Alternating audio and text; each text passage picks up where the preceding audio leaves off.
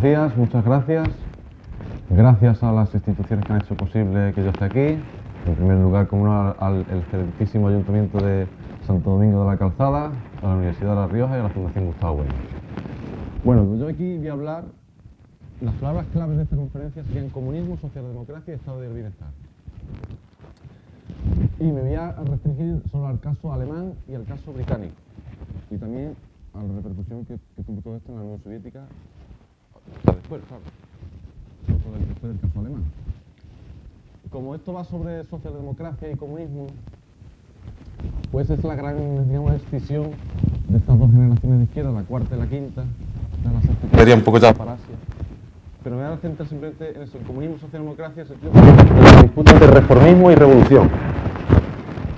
Y que es una tendencia que ha ido variando con los años, evidentemente, pero que ha sido de algún modo latente. Incluso me podría remontar, aunque no podríamos hablar por supuesto aquí de comunismo y de socialdemocracia, a ya la Revolución Francesa entre los girondinos y los jacobinos. Los girondinos corresponderían más con los reformistas y los jacobinos con los revolucionarios. En Rusia pues estarían los economicistas y los iskristas, y después sería la importante escisión entre mencheviques y bolcheviques. En Alemania pues entre los ortodoxos y los beristerianos. Y después entre el SPD, el Sozialdemokratische Partei Deutschland, con la Liga Espartaquista de Karl Liebknecht y Rosa Luxemburgo. En Francia entre huedistas y juaristas. En Gran Bretaña entre la Federación Socialdemócrata y el Partido Laborista, o el Partido Laborista Independiente al principio, claro.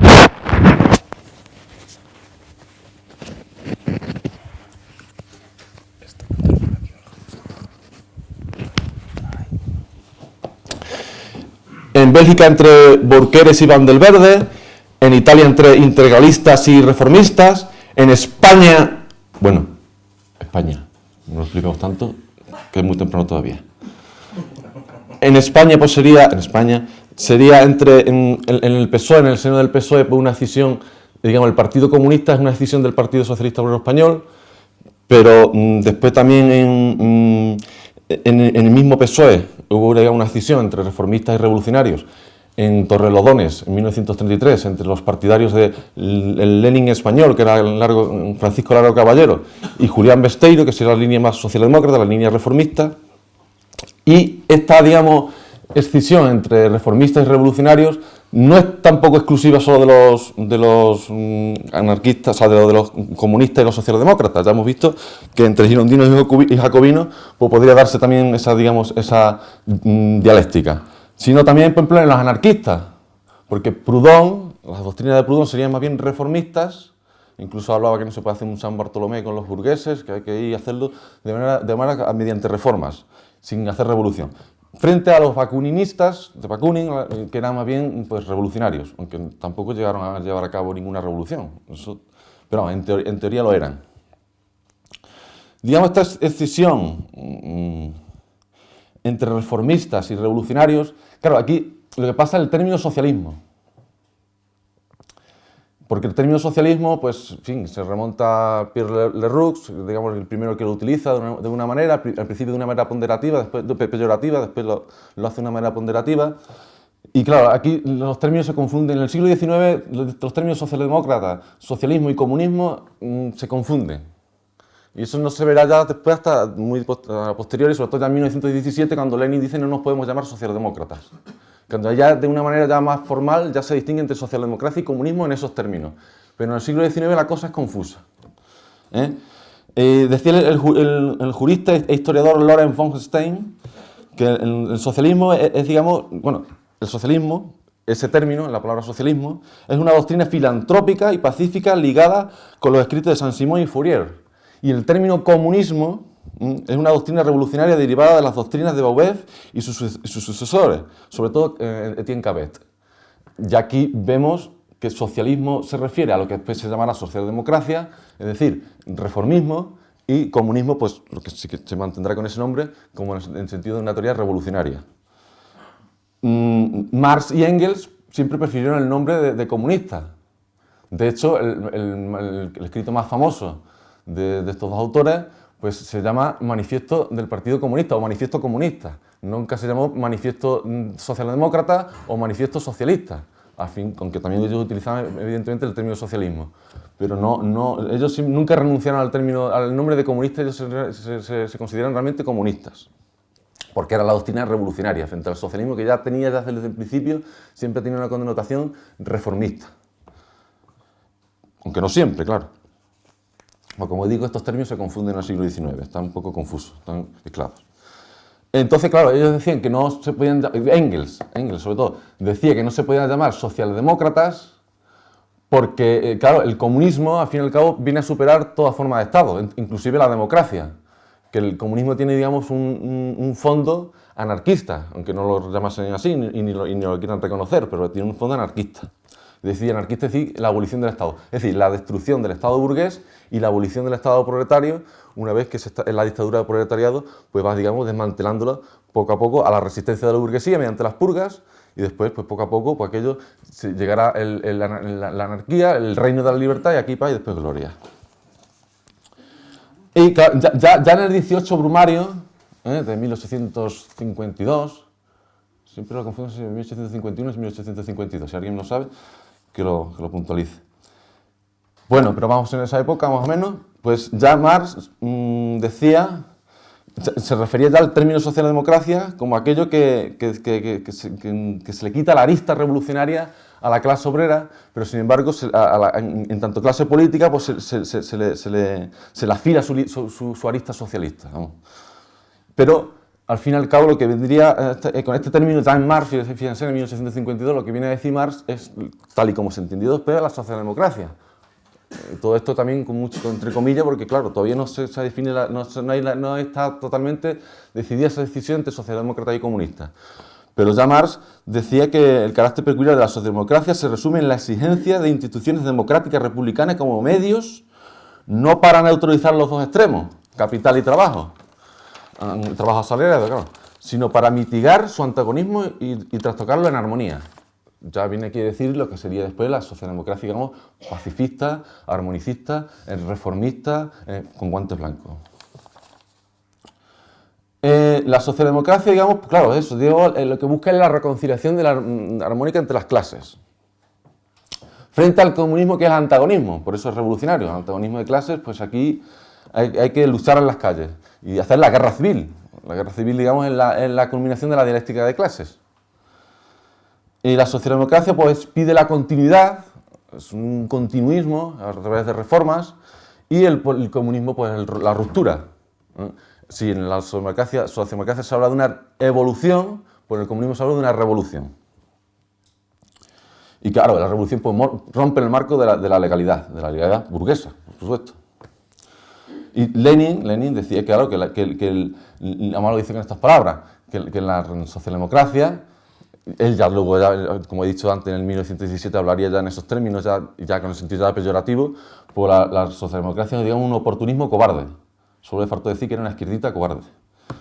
Y que vendió su primogenitura por un plato de lentejas.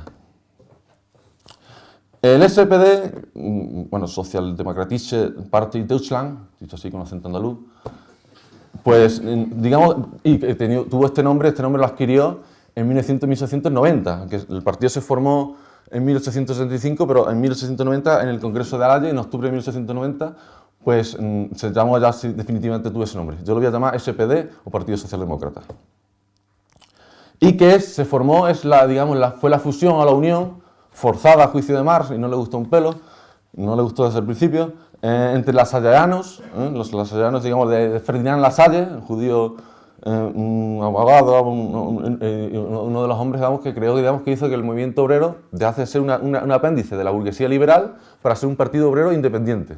Fue de los primeros, posiblemente el primero, en Alemania desde luego el primero, claro, que creó o fundó en 1863 la Asociación General de Trabajadores Alemanes, que era un partido pro-prusiano, que estaba a favor, digamos, de la unificación de Alemania bajo la hegemonía de Prusia, y que era reformista.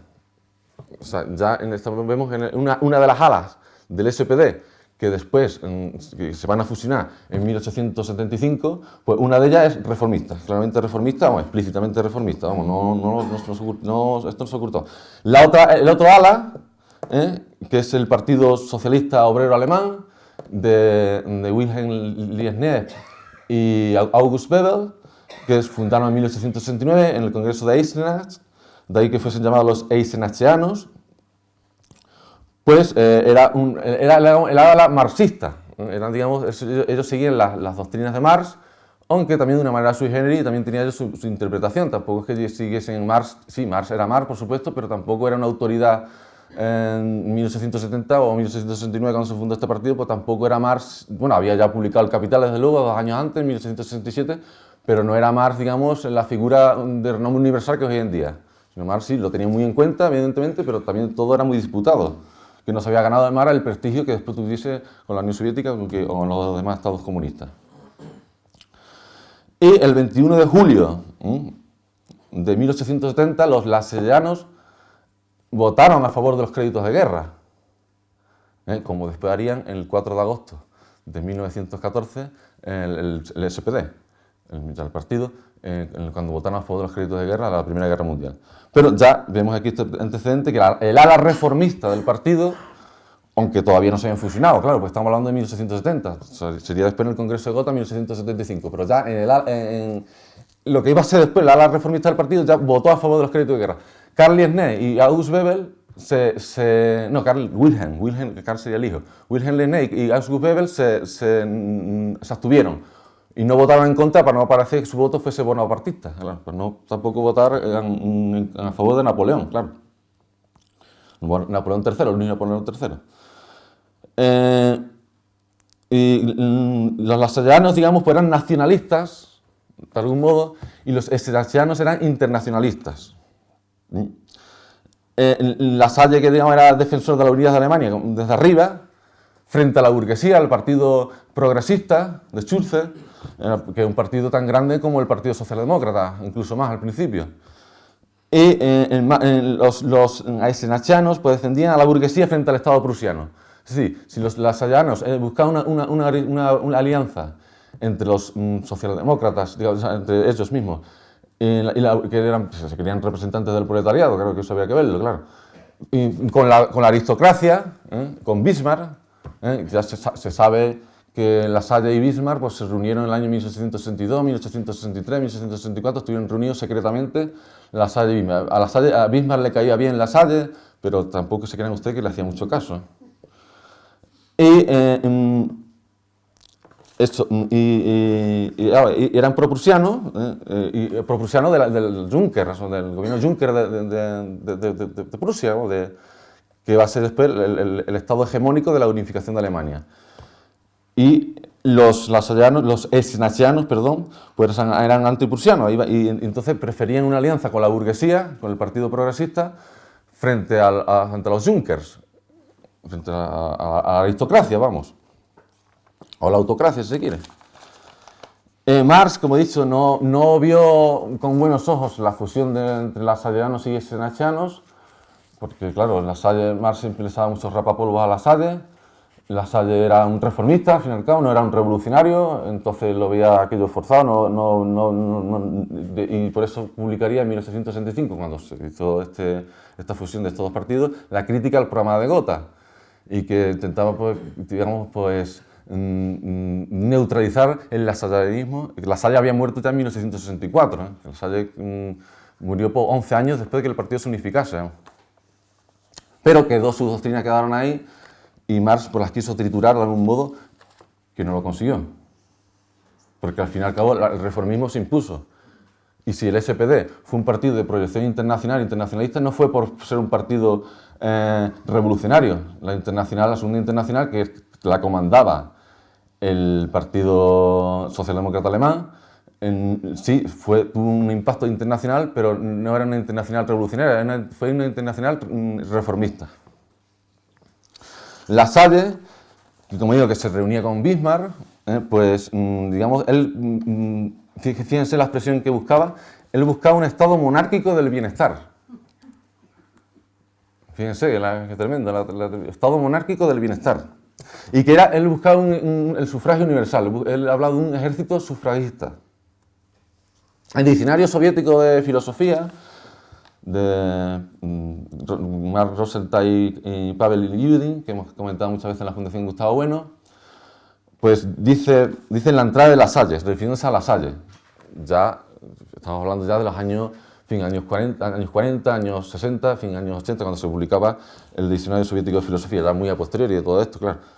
Dice, no hay por qué asombrarse de que la doctrina de La Salle haya sido la fuente de todos los oportunistas y los revisionistas han extraído sus ideas para combatir la teoría y la práctica revolucionaria del proletariado. O sea, que ya el lasallanismo es que ya es como el prototipo, hay antecedentes, como hemos visto, hay antecedentes, seguro. Pero ya con La Salle, digamos, el reformismo está ahí ya de una manera ya, pues, que no va a cambiar mucho hasta que esto se acabe. Bismarck, que era, digamos, el creador del Kulturkampf, que la lucha con la cultura con K, digamos, era la lucha contra el oscurantismo del clero católico. Y que, digamos, pues, él intentó utilizarlo, pero no le salió bien tampoco esto del Kulturkampf. La Iglesia Católica, la potencia que tiene esa institución, ni misma ni nadie. Él intentó con la Kulturkampf, intentó, digamos, desplazar de algún modo o desviar la atención de una lucha de clases a una lucha de religiones. En fin, en vez de que se enfrentasen católicos y protestantes, pues la lucha fuese más bien en vez de enfrentarse proletarios y burgueses, la lucha fuese más bien entre católicos y protestantes. Eso es lo que buscaba Bismarck con el Kulturkampf, que tampoco no le salió. Al fin y al cabo tuvo que negociar con el catolicismo. Que sobre todo en el partido de Zentrum, que era el representante del catolicismo allí en Alemania. Sobre todo en Baviera, en el sur, en los estados del sur, pues era más católico. Pero, al revés, claro, se enfrentaba al Kulturkampf como institución, digamos, como agencia internacional, que es la Iglesia Católica, y otra agencia internacional con mucha menos potencia, que era, digamos, pues la que funcionaba por entonces, que era la Primera Internacional, que en Alemania, pues, ya estaba en decadencia. La Primera Internacional la enviaron a la Luna, como decía en el Congreso País de 1872, cuando la mandaron a Filadelfia, que eso es como mandarla a la Luna. Hoy precisamente se cumplen 50 años del despegue hacia la Luna. Pues ya la Primera Internacional estaba ya prácticamente fagocitada, ya estaba hecho unos zorros, que ya estaba acabada. Pero aún así, Bismarck, pues, se enfrentó con esta institución internacional, sobre todo en Alemania, pues, representada con el SPD. Y de 1872 a 1890 se pusieron en vigor las leyes de excepción contra el socialismo. Contra todos los partidos socialistas, pero fundamentalmente el SPD, porque era el partido más potente, claro. Y como digo, estuvo entre los años 1878 y 1890. O sea, fueron 12 años, digamos, de prohibición y funcionando en la clandestinidad, y funcionaba muy bien, del Partido Socialdemócrata en Alemania. Ya era una Alemania unificada, como ya se sabe, a partir del 18 de enero de 1871, cuando en Versalles coronaron a Guillermo I como emperador de Alemania, el Segundo Reich.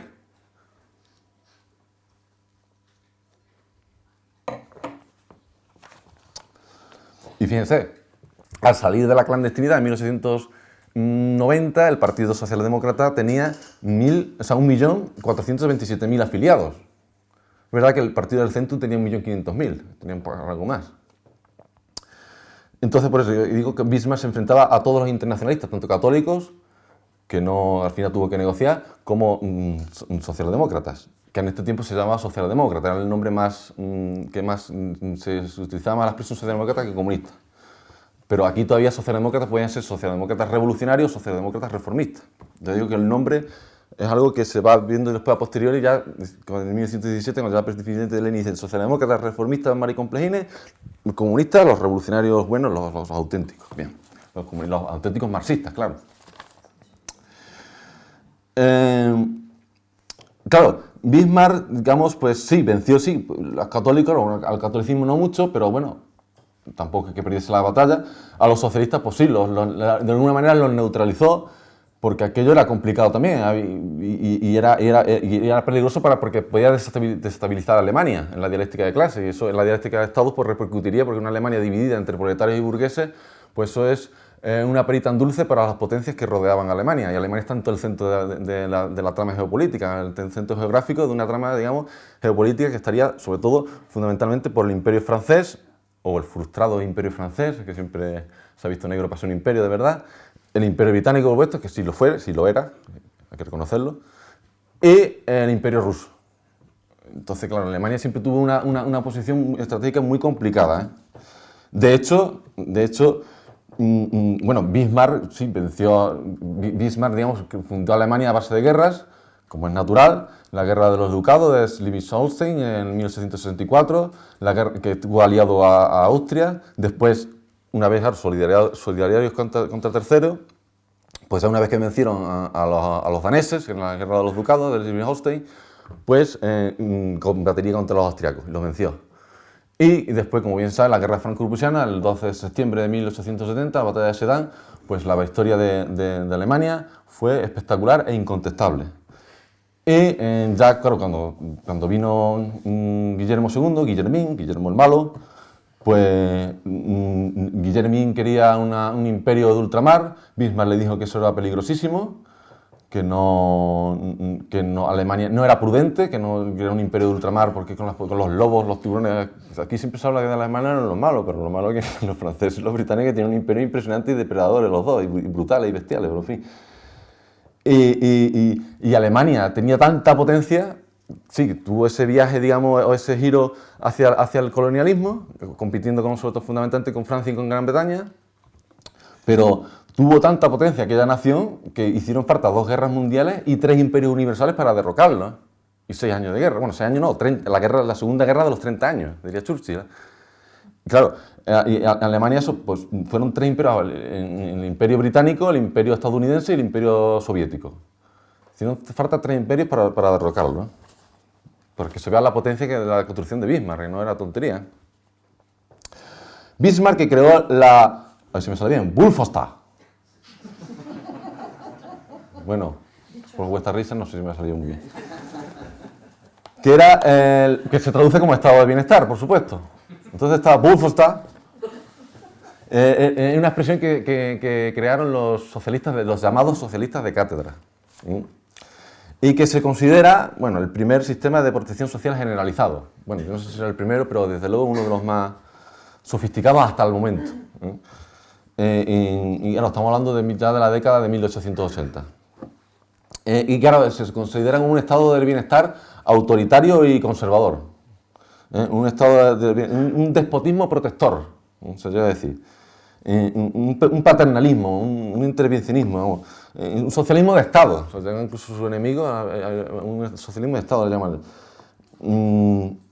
Bismarck, incluso el propio Bismarck lo llamó cristiandad práctica. Hombre, cristiandad práctica... Bueno, es Bismarck, vamos a perdonárselo. Bismarck sí, se lo perdono.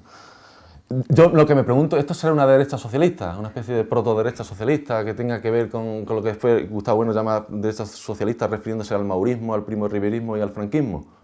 Pues yo diría que es un modelo de derecha socialista, aunque con todos los matices, por supuesto. Y claro, el Wolfenstein, el estado del bienestar, digamos, es una medida contra el SPD, fundamentalmente contra el SPD, para neutralizar, digamos, su ala revolucionaria, no su ala reformista. Claro, su ala reformista, de alguna manera también intentarán incorporarla. Y también hacían el estado del bienestar para ganarse la lealtad de los trabajadores, naturalmente.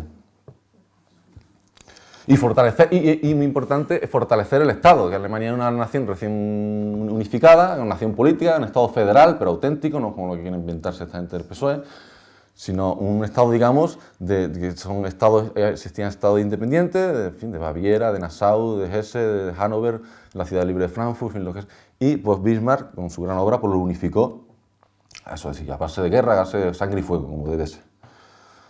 Y el estado de bienestar es una manera muy prudente también de fortalecer, de cohesionar a la población.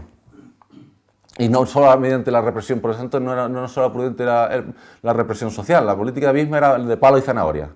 Sí, palo, un poquito de represión, pero también un poquito de zanahoria, Wolfenstein, estado de bienestar, para que los trabajadores pues, no se subleven. Ya en 1883 se crearon los seguros por enfermedad para obreros industriales y artesanales.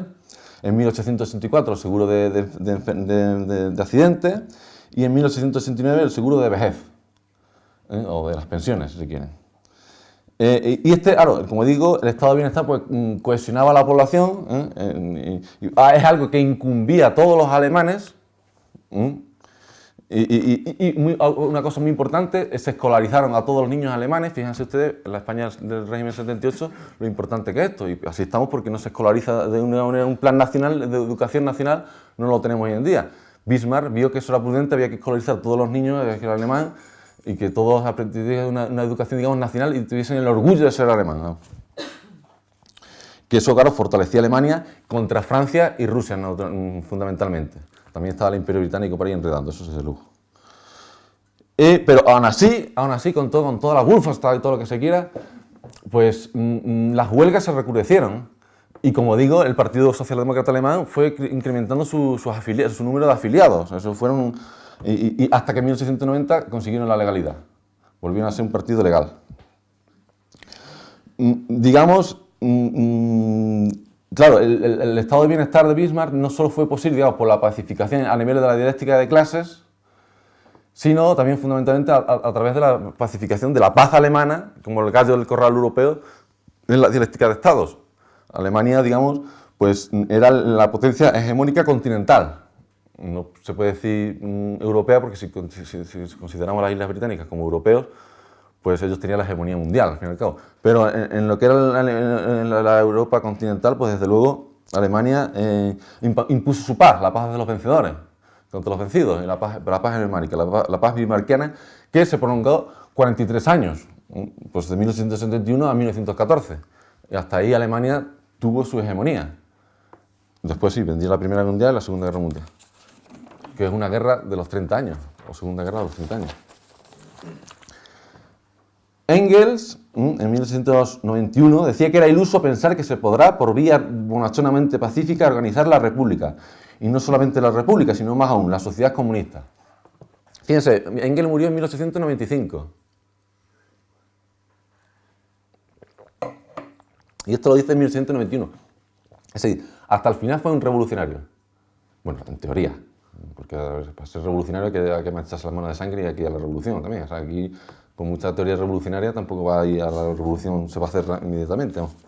Pero aún así, no era, digamos, reformista. Siempre fue revolucionario y nunca renunció al nombre de comunista. Siempre decía que incluso el nombre de socialdemócrata no era científico, que el nombre científico era comunista.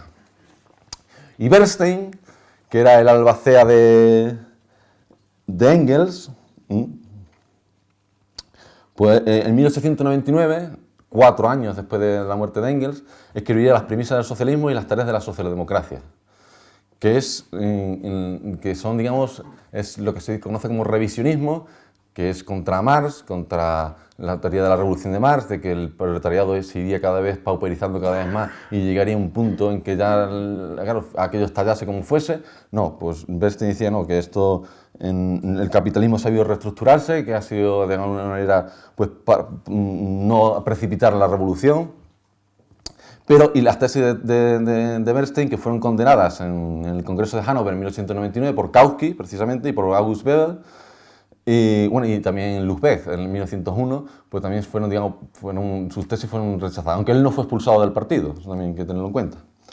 Entonces, Bernstein, que es, digamos, el padre, también te comillas esto de padre, porque hay muchos padres en todos lados, de la socialdemocracia, tal y como se entendería después, ya sobre todo a partir de Lenin, y que es, digamos, un liberalismo de izquierda, un liberalismo progresista. Y eso, yo a las conclusiones que he llegado, que la socialdemocracia al fin y al cabo es un liberalismo progresista.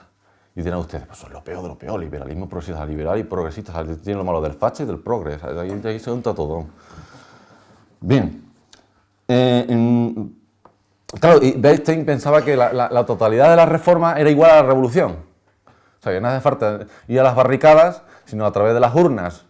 Pues a través de las urnas, pues ahí se podría, digamos, pues llegar al gobierno, llegar al poder. Precisamente el SPD fue un partido, digamos, terminó siendo un partido reformista en la práctica, precisamente por sus victorias electorales, porque tenía buenos resultados. No ha llegado a ganar nunca las elecciones, pero sí tenía buenos resultados, tenía segunda potencia o tercera potencia democrática. Y a raíz que iba consiguiendo buenos resultados, a raíz que se iba haciendo cada vez más demócrata, pues era menos socialista o menos revolucionario. Y Bernstein decía: confieso abiertamente mi escaso interés por lo que se suele llamar objetivo último del socialismo. Esa meta, cualquiera que sea, no significa nada para mí. El movimiento lo es todo. Ahora, aquí Bernstein podía decir con Don Quijote, y además vale camino que posada. Bien, y Lenin, en la carta a su madre, en 1899, se leyó el libro de Bernstein y decía que le había parecido muy flojo. Y decía, prácticamente es puro oportunismo. Mejor dicho, fabianismo. Muchas de las afirmaciones e ideas de Bernstein se hallan en los últimos libros de los Webb. Bien, ahora vemos eso. En 1917, como vengo diciendo, pues ya definitivamente el término, digamos, socialdemocracia y comunismo ya de una manera ya formal, porque, como digo, todo era muy confuso en la terminología. Siempre pasa con todas las terminologías, hasta que no se ve en retrospectiva todo lo que ha pasado. La lechuza de Minerva emprende su vuelo al atardecer, hasta que no se ve el final, pues mira, esto al fin y al cabo era lo que se llama socialdemocracia y esto era comunismo. Pues en 1917 las famosas tesis de abril, antes de hacer la revolución de octubre, antes se había hecho la revolución de febrero y de marzo, decía Lenin: el socialismo contemporáneo es el socialismo entre comillas, claro. Es el enemigo del proletariado internacional. Hasta el nombre de la socialdemocracia está enlodado y manchado de traición. Dice, es imposible purificarlo. Dice, hay que rechazarlo. Dice, simboliza la traición a la clase obrera. Hay que sacudir de los pies, sin tardanza, el polvo de la socialdemocracia. Quitar la ropa sucia y adoptar el nombre de Partido Comunista. Ahí lo tenéis ya, y en marzo de 1918 se hará un congreso, en fin, ya se hará de una manera más formal. Claro, entonces, desde entonces, pues socialdemócratas y comunistas fueron como hermanos, es decir, como Caín y Abel. Caín era la socialdemocracia, naturalmente, no sé qué eran ustedes. Bien, decíamos que las tesis de Bernstein, lo decía Lenin, se pusieron por la influencia del fabianismo. ¿Qué es el fabianismo? Pues mire usted, así de fácil. El fabianismo es el socialismo del Imperio Británico. O es más todavía. El fabianismo es la versión moderna del Imperio Británico. Así. Es un socialismo, digamos, creado por la élite. Desde arriba, como que dice. Siempre fue reformista. No tuvo la ambigüedad del Partido Socialdemócrata Alemán, que era así, que titubeaba, que si era reformista, que si era revolucionario, que si tiene una ala reformista, una ala... No, aquí solo tiene una ala, era la ala reformista. Nunca contempló la revolución. Sus fundadores fueron Edith Nevis, Frank Pazmour, Hubert Blanc y Edward Pease, que no eran prácticamente nadie. Esto es prácticamente para eruditos, porque los importantes eran, bueno, su primer secretario era Frederick Kedel, y eran intelectuales menores de 30 años, pero bien acaudalados y bien gente de la élite. Y ahora vemos quiénes son los importantes aquí. Digamos, la versión moderna es la versión moderna del Imperio Británico y su nombre se lo debe al general romano Quinto Fabio Máximo, que era un general de la Segunda Guerra Púnica, estoy hablando de año 218, 201 antes de Cristo, que era Quinto Fabio Máximo era el contactor. Digamos, era el parsimonioso, digamos, el que se retrasa, el contemporizador, el delayer se dice en inglés, el que retrasaba a Aníbal Barca, ¿no? A través de guerrillas. Es decir, no se enfrentaba en campo abierto directamente a Aníbal, sino lo hacía mediante guerrillas y lo hacía, digamos, poco a poco. El diccionario soviético de filosofía dice el nombre de la sociedad fabiana, dice, sirve de testimonio ya del carácter reaccionario antiproletario del socialismo fabiano. Bien, y el símbolo del socialismo fabiano, no me lo invento yo, el símbolo es un lobo disfrazado de cordero. Tócate los pies, con un par, ahí, el lobo disfrazado de cordero. Y después otro símbolo, que es una tortuga, con un lema, dice, cuando golpeo fuerte. Eso tiene que caer en la socialdemocracia. Ustedes nada. Bien, los cuatro grandes de la sociedad fabiana, estos sí que son conocidos, son George Bernard Shaw, el dramaturgo irlandés, un novelista país, y que tuvo el premio Nobel de literatura en 1925 y también le dieron un Oscar en 1938 por el guión de su adaptación del guión de Pygmalion, de su novela Pygmalion. Webb, me refiero a Sidney Webb, y a su mujer Beatrice Webb, Graham Wallace, un politólogo, y Sidney Oliver, los fabianos más importantes, que también eran fabianos o fabianizantes o vinculados a la sociedad fabiana, pues gente como John Maynard Keynes, Bertrand Russell, Virginia Woolf, H.G. Wells, que Troy se fue, el historiador Arnold Toynbee, Morital Nehru, Ramsay MacDonald, que después sería primer ministro, y no era socialdemócrata, era más bien liberal progresista. Ya se ha dicho que es lo peor de lo peor. Liberal progresista, pero sí fabianizante, era William Beveridge, el del famoso informe, de los dos informes, de los años 42 y 44. Y era fabianizante, no era bueno, fabianizante y fabiano, porque al fin y al cabo fue director de la London School of Economics, que fue fundada, en fin, con el fondo de Truss Washington y la casa Rothschild, que en 1936, como anécdota, estudió allí David Rockefeller, el nieto del ínclito John Davison Rockefeller, y estuvo estudiando allí un año, en el 36, para que se vea que digamos, el fabianismo pues, siempre está vinculado con la élite, con la élite de las altas finanzas, de la élite globalista financiera, por decirlo así. Beatrice Webb, que era la esposa de Sidney Webb, una mujer, por lo visto, de buen ver, una mujer atractiva, por lo visto, pues ella dice, soy el vástago más inteligente de una de las familias más inteligentes, de la clase social más inteligente, de la nación más inteligente. Esta abuela, lo que se dice abuela, no tenía. Eso sí, pero medí sus palabras bien que las medía, ¿eh? Pues fíjense lo que dice. Dice, el vástago más inteligente de una de las familias más inteligentes. Sí, después de la clase social más inteligente, de la nación más inteligente del mundo. Pero de una de las familias más inteligentes. Sí, no voy a decir que somos la familia más inteligente, pues están los Astor, los Russell, los Rothschild, no vamos a meterse en la nariz, que no vamos a meter la nariz con esa gente. No vamos a tocar la nariz a esa gente. Ella tuvo una influencia más de Comte, de Augusto Comte y de Herbert Spencer. De hecho, Herbert Spencer la visitaba a su casa, era amigo de su padre, y tenía conversaciones con Herbert Spencer, ella de muy joven. Edward Pease, uno de los fundadores de la sociedad fabiana, pues decía que el socialismo fabiano no tuvo esa influencia de Marx, que Marx, al fin y al cabo, aunque se pasó 34 años viviendo en Londres, bueno, en Inglaterra, porque primero estuvo en Manchester y después al final en Londres. Pues no, siempre estuvo en Londres, porque eso fue Engels.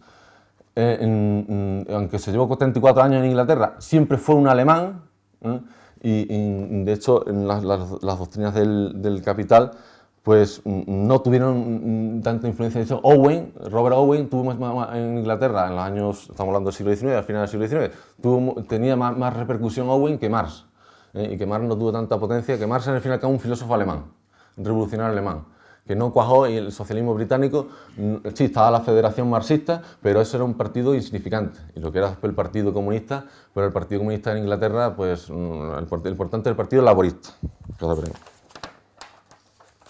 En 1889 publica los Ensayos Fabianos, que es, los Ensayos Fabianos es el manual, digamos, son sus estatutos, por decirlo así, o sus principios, su manual, su manifiesto, al fin y al cabo. Decía que en 1891 fundaron la London School of Economic and Political Science, que eso con el dinero de Truss, Henry Washington y los fondos de la casa Rothschild. Y digamos, los fabianos influenciaron en Cambridge y en Harvard, y también tenían influencia en la Organización Internacional del Trabajo y en la UNESCO. Y parafraseando a Cicerón, no hay estupidez que no haya sido dicha por la UNESCO. En 1891 la sociedad se separó del Partido Liberal, al principio pues, tenía más contacto con el Partido Liberal, y no se unió a la Segunda Internacional.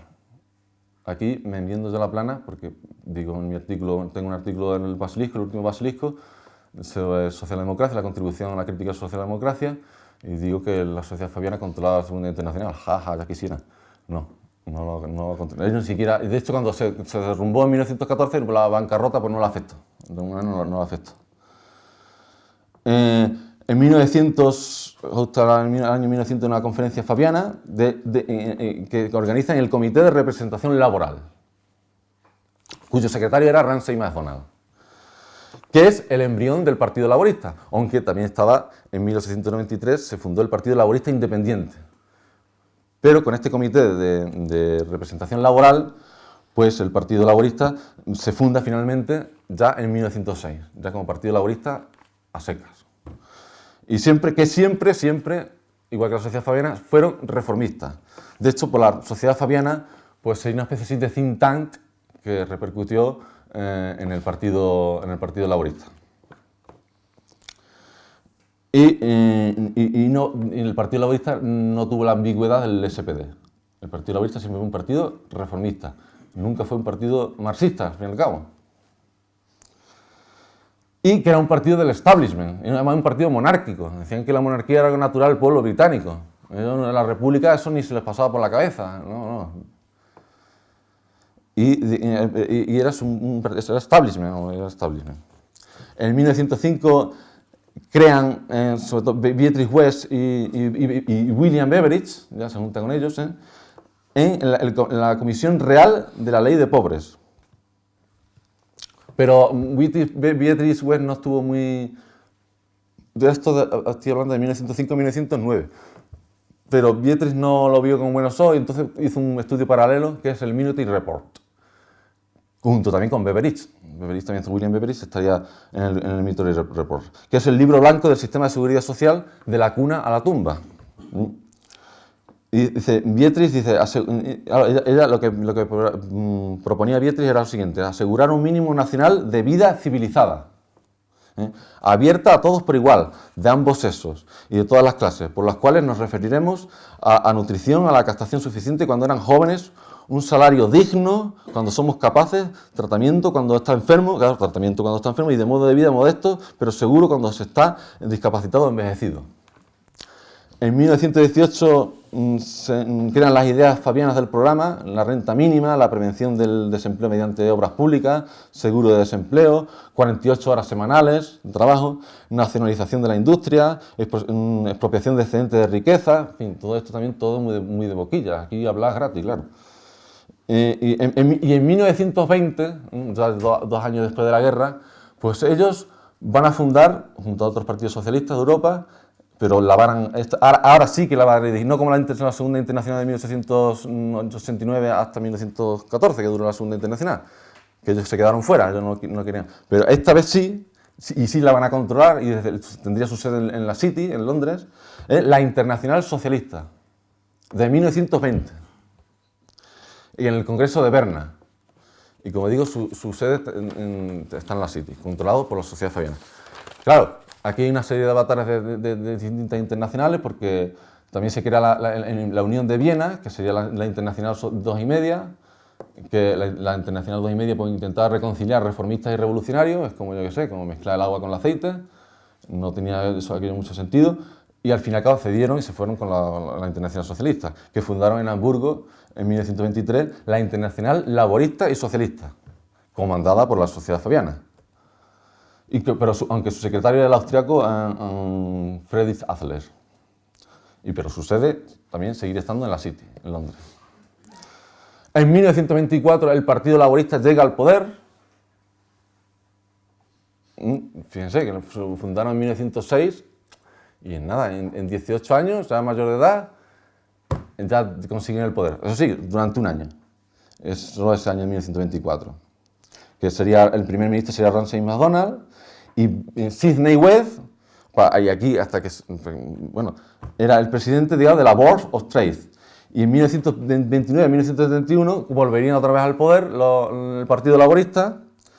Y para que se vea hasta qué punto se trata del socialismo fabiano, del socialismo del Imperio Británico, Sidney West, que es el principal ideólogo de la Sociedad Fabiana, pues, digamos, sería nombrado secretario de Estado para las colonias y los dominios.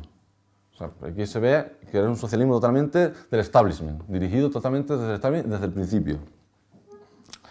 En 1940, ya con la guerra en marcha, por Ernest Bevin, el ministro de Trabajo, pues le encarga a William Beveridge el famoso informe Beveridge, que trabajaba Beveridge entonces en la Universidad de Oxford.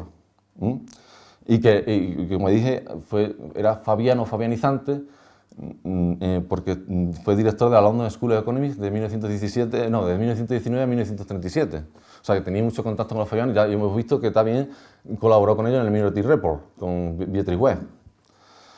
Y, como digo, ojo, que no era socialdemócrata, no era explícitamente socialdemócrata, se consideraba liberal progresista, pero como vengo diciendo ya, la socialdemocracia al fin y al cabo es un liberalismo progresista. Por tanto, lo peor, porque es lo malo del facho y lo malo del progreso. En 1942, Beveridge publica el primer informe, que tuvo una tirada tremenda, 650.000 ejemplares, tuvo muy buena acogida. Y claro, la influencia o el precedente era el Minority Report. En 1944 publica el segundo informe. Churchill decía que eso eran cuentos de hadas. Y otro que colaboró, digamos, en este proyecto del Plan Beveridge, y que después sería modelo de los estados socialdemócratas de toda Europa, o incluso no socialdemócratas, que era John Maynard Keynes, que era fabianizante, se puede decir, que en la década de 1910 pues, estuvo escribiendo en el seminario fabiano del New Statement. Los fabianos llegaron al poder ya de una manera, hicieron en las elecciones de 1945, estuvieron gobernando de 1945 a 1951, y vencieron a Churchill. A Churchill le dieron palos por todos lados, pero por todos lados, tanto dialéctica de clases como dialéctica de estados, pero por todos lados, porque dice, no, es que Churchill, gracias a Churchill, la batalla de Inglaterra y Alemania no invadió Inglaterra o las Islas Británicas. No, Hitler no podía invadir el Imperio Británico y no era su intención. Lo que hubiese hecho Hitler, algo así como Francia, como la Francia de Vichy, porque el Imperio Británico hubiese conservado, hubiese firmado una paz con ellos y hubiese tenido una cosa así como la Francia de Vichy, pero en lo que es el Imperio Británico. Pero le dio palos por todos lados, porque Hitler, esto está mal visto, pero yo lo voy a decir, lo siento, pero Hitler perdonó en Dunkerque. Porque él quería la paz, su plan era la gran alianza contra la Unión Soviética. Si no lo hacemos por las buenas, lo hacemos por las... Porque tenían pavor, auténtico pavor por lo que había en la Unión Soviética. Y si los dejamos 5 o 10 años en paz, hubiese invadido toda Europa. Y de hecho lo hubiese invadido si no es por Estados Unidos. O sea, no fue el Imperio Británico el que, entre comillas, salvó Europa, no fue Estados Unidos. Y claro, darse en cuenta, en las elecciones de 1945, pues perdieron el Partido Conservador, el partido de Churchill. No, Churchill era la cabeza visible, era el partido de Churchill, aunque Churchill era un chaquetero, pues se pasaba al Partido Liberal, al Partido Conservador, Partido Liberal, Partido Conservador, era un poco veleta. Pero perdieron 190 escaños, que se dice pronto, que fue un castañazo, ríanse ustedes de los tíos de Casado y de Turrión. O sea, esto fue castañazo total. O sea, y los fabianos consiguieron 239 escaños. O sea, bueno, fabianos, el Partido Laborista, pero digamos, por la influencia del socialismo fabiano. Y claro, aquello fue, bueno, incluso aquel día, o sea, ten en cuenta, 190 escaños, un castañazo, Mira, vaya porrazo se pegó. Y eso, ese día, incluso le cambiaron el nombre a Downing Street, le llamaban la Avenida de los Elefantes, Elephant Avenue. Claro, cuando salió Churchill allí del número 10, salió de allí. No puede ser. O sea, fue una paliza tremenda. Y bueno, y la dialéctica de Estado, lo que he dicho antes, que eso vinieron prácticamente fue los Estados Unidos con el desembarco en Normandía, que les sacaron las castañas del fuego. En fin, siguiendo, claro, cuando llegaron al poder el Partido Laborista, con mucha gente del fabianismo, no todo el gabinete no eran fabianos, o no todo el equipo era fabiano, pero prácticamente pues, influenciado por el fabianismo. Pues ellos crearon la ley, en 1946 crearon la Ley de Seguridad Social, en 1948 el Sistema de Sanidad Pública, la National Health Service, y los servicios británicos nacionalizados, también el Banco de Inglaterra, y dicen, hostia, estos tíos son unos cracks. Nacionalizaron el Banco de Inglaterra, sí, pero el Banco de Inglaterra era propiedad de los Rothschild, por lo tanto todo queda en casa. Ellos también tenían una influencia espiritista, Denis Besant, que era, digamos, sucesora de Madame Blavatsky en la Sociedad Teosófica. Y ella, pues, aquí se puede decir que se parece un poco al krausismo. El krausismo, digamos, es el socialismo que ha triunfado más aquí en España a través del PSOE, y aunque el PSOE también tiene esa influencia fabiana, por supuesto, pero el krausismo también era espiritista, tenía una tendencia espiritista.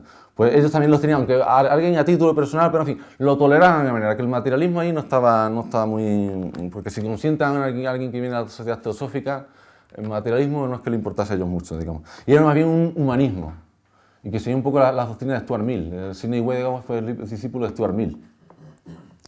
Y, por tanto, el momento de apogeo de la sociedad fabiana pues, fue en 1946, que tenía 8.400 miembros y 80 capítulos locales. Ellos pues, hablaban de un gobierno mundial, de la Federación Mundial, claro, a través del Imperio Británico.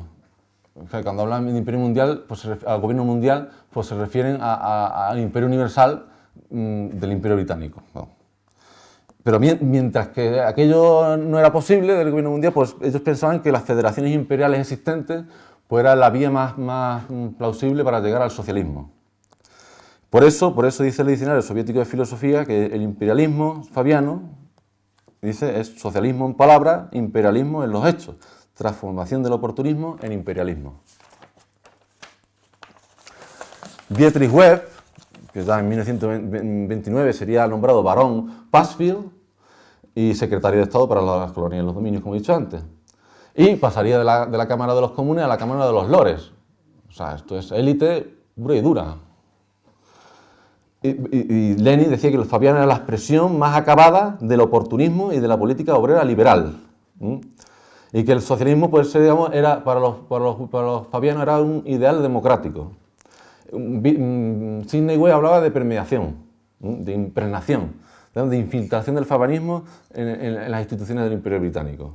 Y de rehabilitación del socialismo en Gran Bretaña, porque al fin y al cabo el socialismo tiene una muy mala imagen en Gran Bretaña porque tiene una imagen, digamos, sangrienta y humeante pues, de la Comuna de París, de 1871.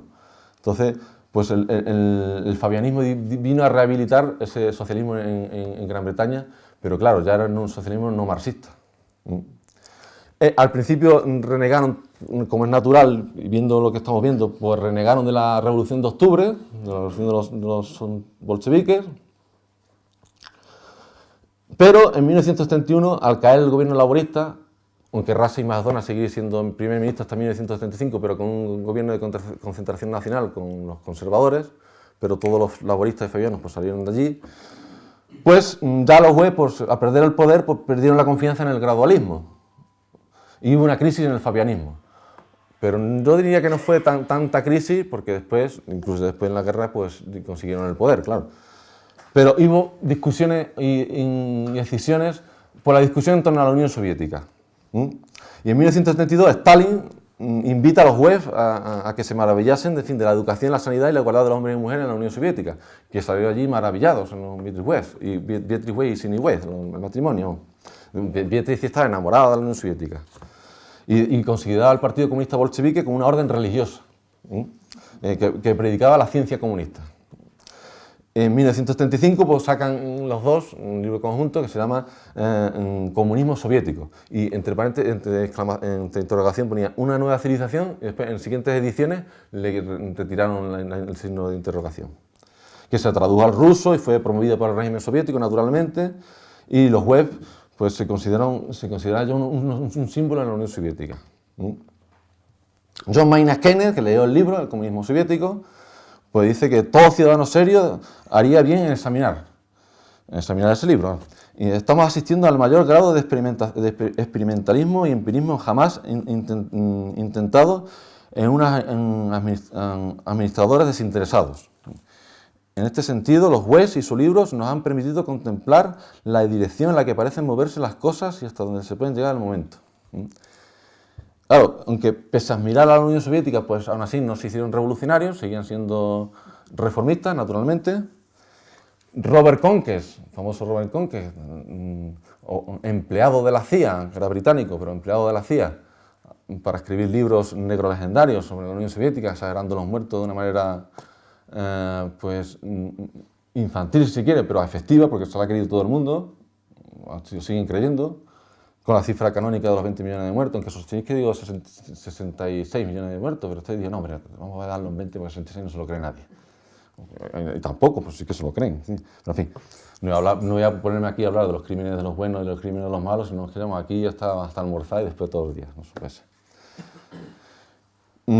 Pese a mirar, pues, decía Conques, comentando el libro de los webs, de este comunismo soviético de 1935, decía, esta colección de tonterías, Conques, las tuyas. Pero en fin. Dice, esta colección de tonterías se basó en gran medida en su fe en los documentos oficiales de la Unión Soviética. Se creyeron papeles falsos sobre elecciones, sindicatos, cooperativas, las estadísticas y todos los documentos del fantasma que era la URSS. El fantasma era Robert Conques, desde luego. Pero vamos, Robert Conques hacía bien. O sea, Robert Conques trabajaba para el imperio estadounidense, también para el imperio británico, en fin, como propaganda para ensuciar el nombre de la Unión Soviética. No como Solzhenitsyn, que era un traidor a su patria, un traidor objetivo, más allá de lo que piense, lo que deja pensar, más allá de sus finis operantis. Si me refiero a sus finis operis, Solzhenitsyn era un traidor. Y no, Robert Conques trabajaba para lo suyo. Y hasta ese punto no hay que... De hecho, Robert Conques llega a decir que las hambrunas del Holodomor, que eso rascando poco, pues es mentira. O tiene otra explicación, que no se le puede decir, no se puede hablar de los 6 millones del Holodomor como si eso aquello fuera verdad, y como dice Conques, que fue una hambruna provocada por un hombre que era Stalin, José Stalin, adrede, como si estuviese el demonio dentro, y que culpar a un solo hombre de una hambruna, pues también es como si culpamos a Churchill de las hambrunas de Bengala, aunque de eso no se habla del Holodomor, que es mentira, pero la hambruna de Bengala, que es verdad, eso no se habla. Ralph Reichert dice que el libro de los webs es una engañosa propaganda y que exagera claro, pero este autor también exagera la hambruna y omite lo bien alimentada que está parte de la población. Pero en fin, claro, dice que en 30 años, claro, dice, la miseria, Reichert se refiere a la Unión Soviética como la miseria prácticamente universal que siguió a la abolición de la propiedad privada. Claro, desde 1917 hasta 1935. Comentando el libro de los webs. Claro, una miseria prácticamente universal, pues eso nos explica de cómo después la Unión Soviética fue capaz de vencer en la Segunda Guerra Mundial, la Gran Guerra Patriótica, que lo llaman así. O sea, una sociedad totalmente desnutrida y que se murieron, no sé, 50, 60, 20, los que quieran morir de hambre, no podía organizarse de ningún modo para combatir aquello. O sea, que es imposible. Pues nada. Claro, y pese al gran... Bueno, y claro, este señor, Ralph Reichert, habla de un estado genocida. En fin, toda la leyenda negra en el sentido... A ver, la leyenda negra, yo esto lo tengo en una conferencia en la EFO, en Oviedo, la Escuela de Filosofía de Oviedo. Leyenda negra aquí, claro, leyenda negra es un término rótulo para la historia de España. Yo lo traslado aquí en el sentido de metodología negro-legendaria, es decir, de omitir las bondades y exagerar las maldades, de omitir todo lo que no interese, eso no salga a la luz, eso no interesa, y exagerar lo que interesa. Toda la basura pues la exageran. En ese sentido, otra cosa es que el término leyenda negra pues está, digamos, como universalmente conocido, relacionado con la historia de España. Bernard Shaw, el dramaturgo irlandés, que se nacionalizó inglés, en fin. En 1932 pues visitó también a Stalin, brindó con él, he visto todos sus errores, he brindado por ellos, me han encantado. Le caía bien Stalin, le simpatizaba, también le caía bien Hitler y Mussolini, decían que estaban haciendo algo, que no eran como los demócratas, que están, en fin, ¿no? Le caía bien. Bernard Shaw, que también es como Sidney West, uno de los principales ideólogos del fabianismo. Y decía, Stalin representa el socialismo, y decía West, Bernard Shaw. Stalin representa el socialismo en oposición a la revolución mundial. Claro, porque el socialismo en un solo país. Lo que pasa es que, claro, no es la revolución mundial en el sentido de que haya una revolución en cada estado a nivel de dialéctica de clases, comandada o dirigida por Moscú, a través de los partidos comunistas de cada país, sino ya lo que es el socialismo en un solo país, digamos, primero construyamos el socialismo en la Unión Soviética y después, aunque no lo dicen así, a través de un ejército, pues el avance cortical del Imperio Soviético es la única manera de implantar la revolución, es la única manera de que aquello, claro, de que aquello avanzase. Al fin y al cabo, pues el Imperio Soviético es un imperio que iba desde Berlín hasta las Islas Kuriles y que dio pie al imperio, a la Revolución China de 1949, en fin, a Vietnam, que le ayudó en la guerra contra Estados Unidos, bueno, Corea del Norte también antes, y bueno, y de una manera sui generis en Cuba, pero muy sui generis.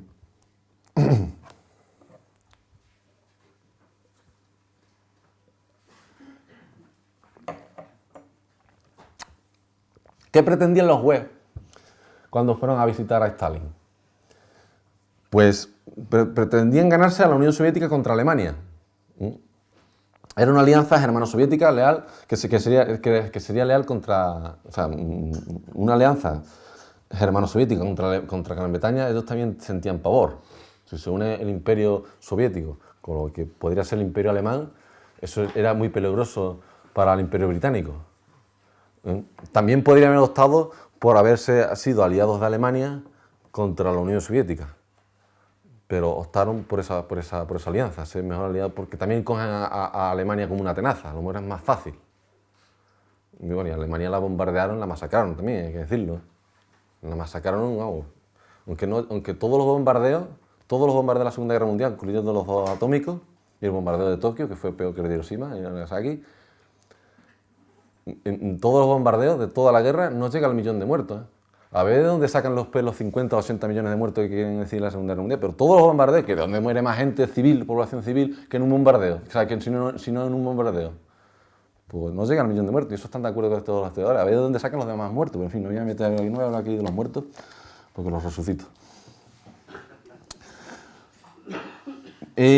Bueno, ya en 1946, los fabianos, o el Partido Laborista, si se quiere, crean o fundan la conferencia de Clayton-on-Sea, que es donde se esboza ya la Internacional Socialista con este nombre. Ya hemos visto que en 1920 crean una institución que se llama Internacional Socialista, en 1923 crean la sociedad, bueno, la Internacional Laborista y Socialista, pero ya en 1951, la Declaración de Frankfurt, sobre todo por la comandancia de los fabianos, que le leen la cartilla a los del SPD, y dice, oye, a vosotros los nazis han dado palos hasta el cielo de la boca, chicos. A ver si os espabiláis un poquito, porque fuisteis fulminados.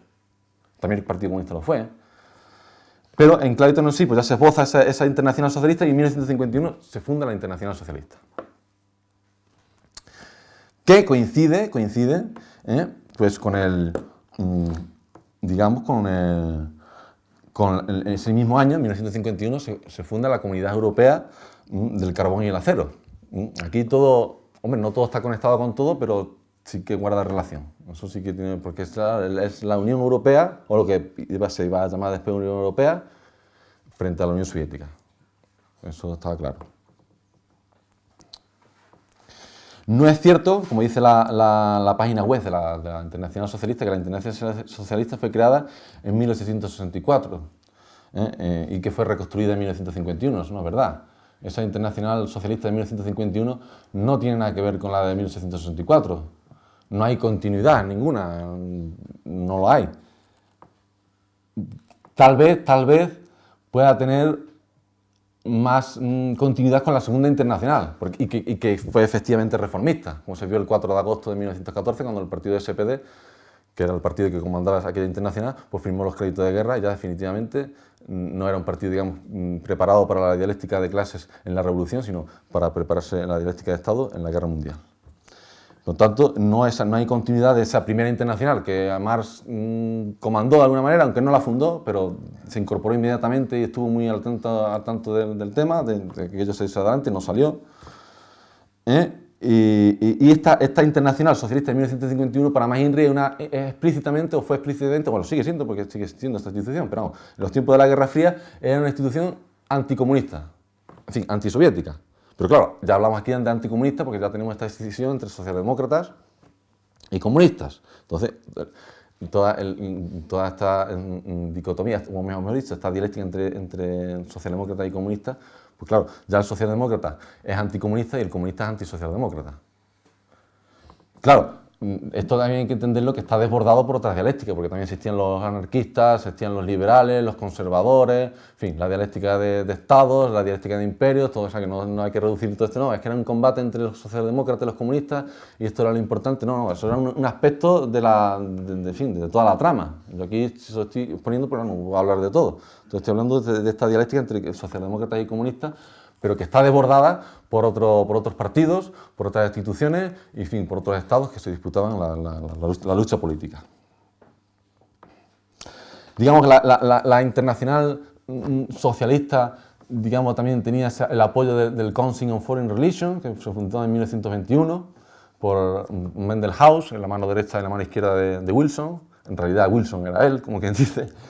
Y por la Royal International Institute of Affairs, que era la británica, la institución británica. Y que, como dice Ricardo de la Cierva, en la Internacional Socialista, hace una simbiosis con la masonería. Una institución masónica, o paramasónica, o pantalla de la masonería, si se quiere. Y era un socialismo administrado por la élite.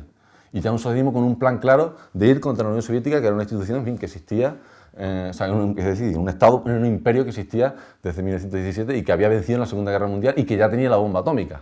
Estamos hablando ya de 1951, ya en 1949 en Kazajistán probaron la bomba atómica y ya claro, aquello era importante. Bueno, esta internacional socialista estaba al servicio de la City y de Wall Street y de la OTAN, el ejército de la OTAN.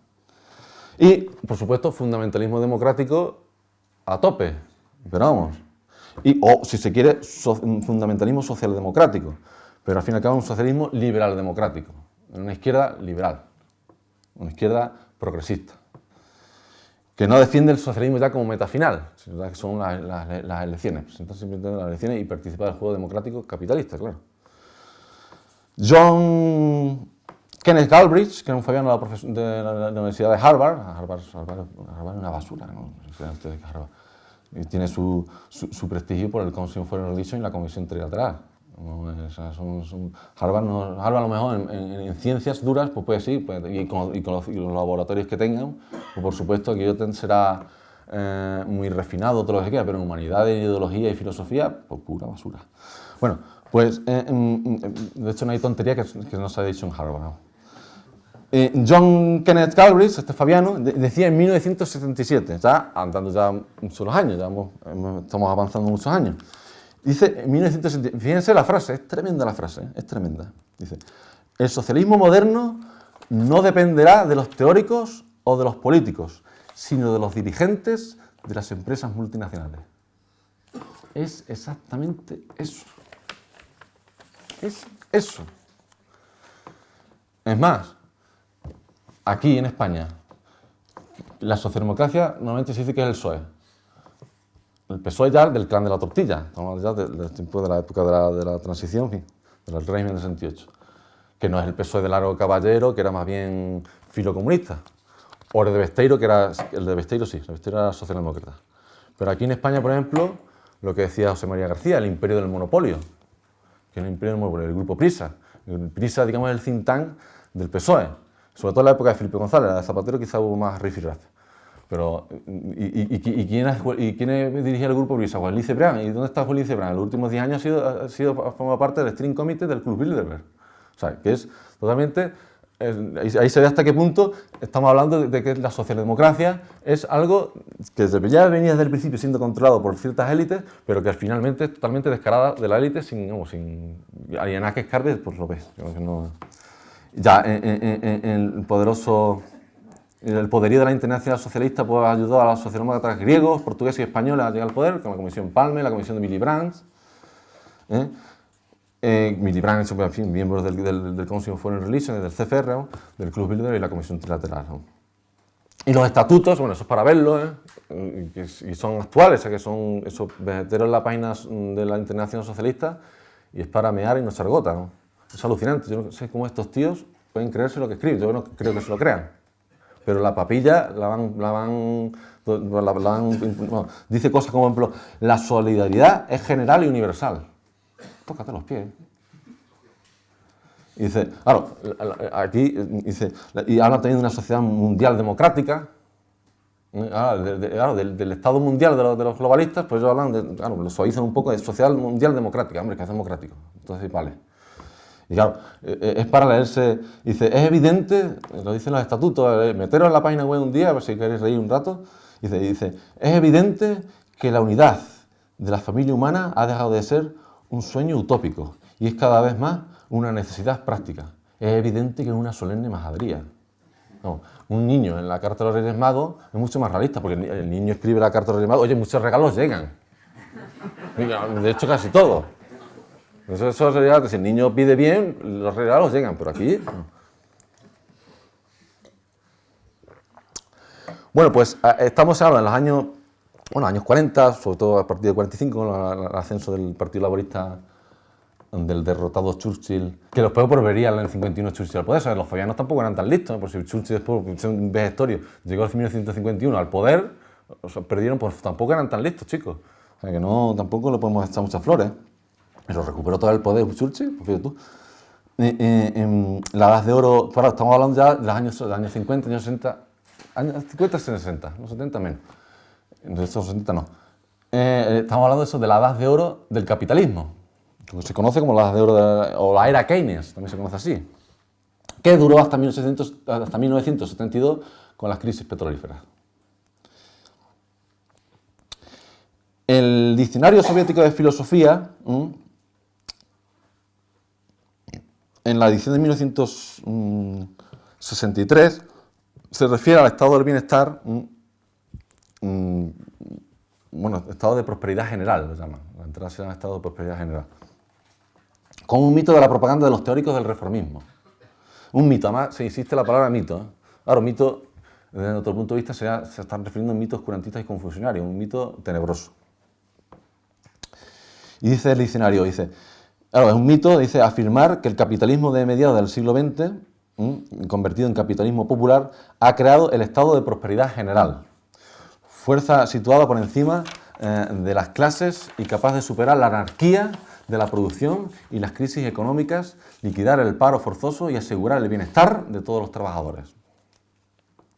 Claro, pero el estado de prosperidad general no es el socialismo, según dice el Diccionario Soviético de Filosofía, ni siquiera tampoco es el umbral del socialismo. Y al fin y al cabo viene a fortalecer el capitalismo y debilita la lucha por el socialismo, es decir, debilita a la revolución. Digamos, es el triunfo del reformismo. Stalin, en 1927, ya venía avisando de lo que era la socialdemocracia. Ya lo decía Lenin también en 1917, luego en las tesis de Abril, bueno, y siempre con las críticas a Bernstein y todo. Pero Stalin en 1927 yo creo que lo resume muy bien el asunto. Dice, entre la socialdemocracia y el marxismo se ha abierto un abismo. Desde ahora, el único portador y baluarte del marxismo es el leninismo, el comunismo. No se puede acabar con el capitalismo sin acabar con el socialdemocratismo en el movimiento obrero. Por eso, la era de la agonía del capitalismo es, al mismo tiempo, la era de la agonía del socialdemocratismo en el movimiento obrero. En 1928 añadiría que la socialdemocracia es el sostén fundamental del capitalismo dentro de la clase obrera. Y parafraseando a Stalin, se podría decir lo siguiente, una paráfrasis que yo hago. Solo se pudo acabar con el comunismo aupando al socialdemocratismo en el movimiento obrero. Por eso, la era de la agonía del comunismo fue al mismo tiempo la era del triunfo del socialdemocratismo en el movimiento obrero, en solidaridad frente a la Unión Soviética con la democracia cristiana y el neoliberalismo comandado por los Estados Unidos. Bien.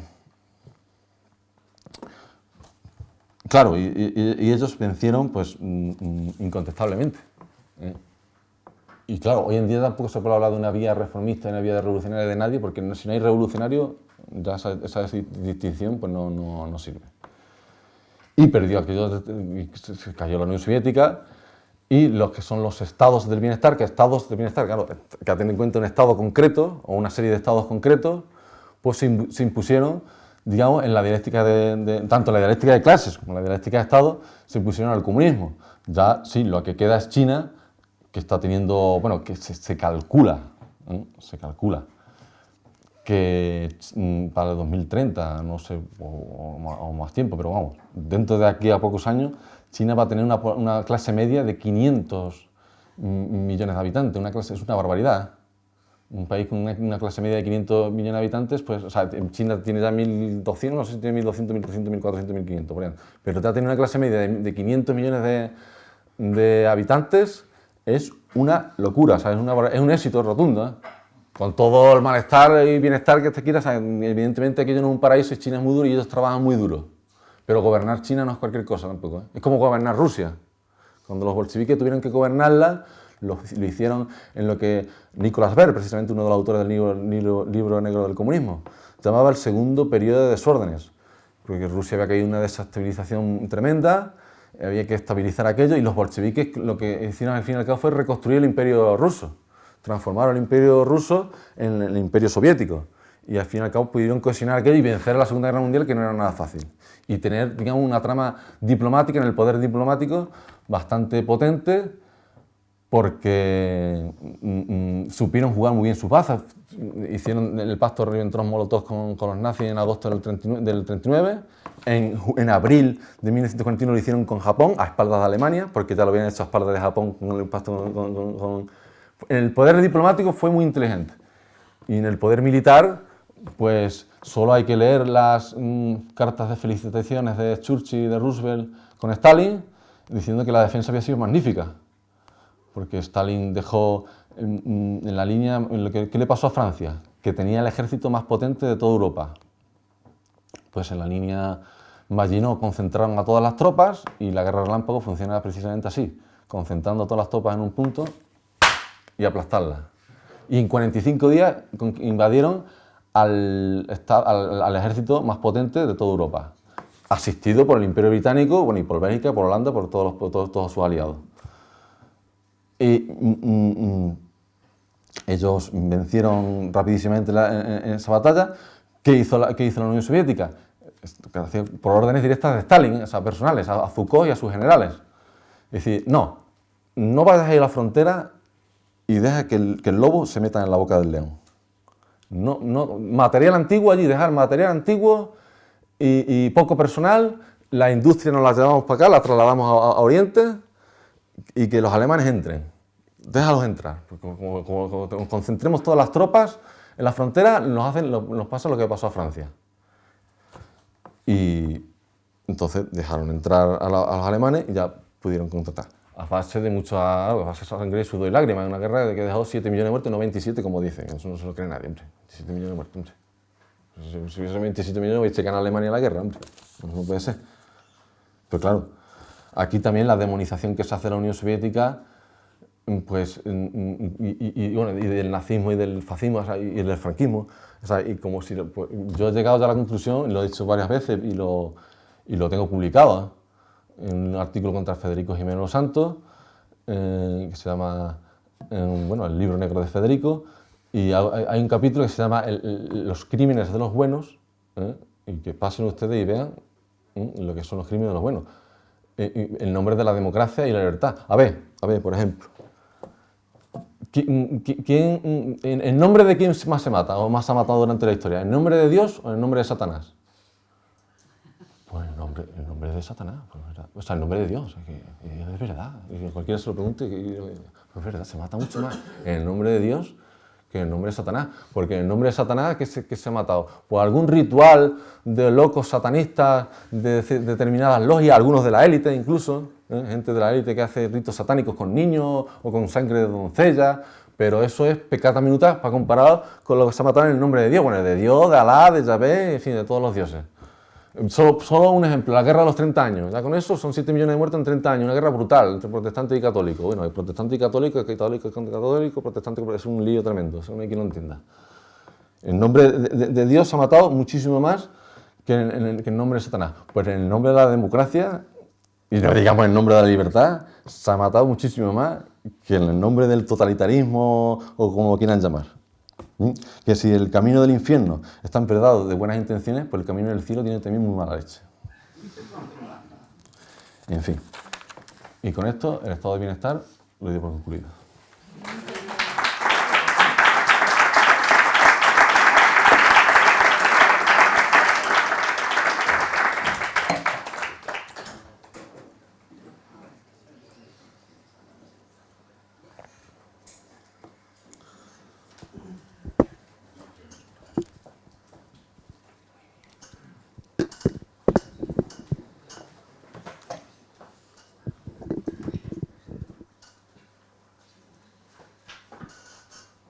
Bueno, muy bien, Daniel.